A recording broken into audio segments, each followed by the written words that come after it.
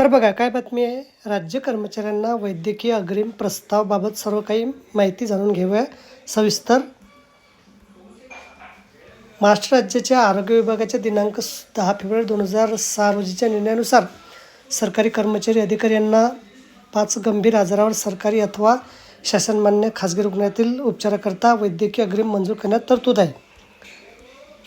त्यातील गंभीर आजार कोणते तर हृदय शस्त्रक्रियांची प्रकरणे, हृदय उपमार्ग शस्त्रक्रिया, अँजिओप्लास्टी शस्त्रक्रिया, मूत्रपिंड प्रत्यारोपण शस्त्रक्रिया, सर्व प्रकारचे कर्करोग.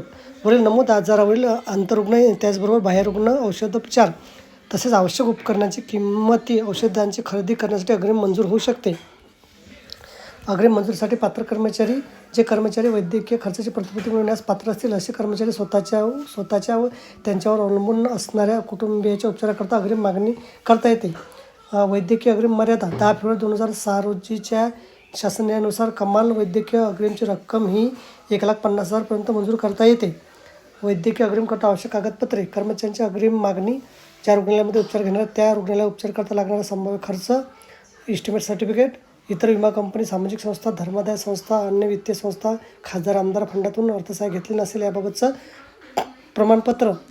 नंतर कुटुंब मर्यादित असलेल्याबाबतचं प्रमाणपत्र, रुग्ण अवलंबतेचा दाखला, यापूर्वी अग्रिम घेतलं नसल्याबाबतचं प्रमाणपत्र, कुटुंबात इतर कोणी निवृत्तीतून घेत नसेल याबाबत अथवा इतर कोणी सरकारी नोकरीत नसेल याबाबतचं प्रमाणपत्र इत्यादी कागदपत्र. तर बघा अशा प्रकारे अत्यंत महत्त्वाची माहिती आपण समजली असेल. व्हिडिओसुद्धा आवडला असेल तर लाईक करा आणि शेअर करायला विसरू नका.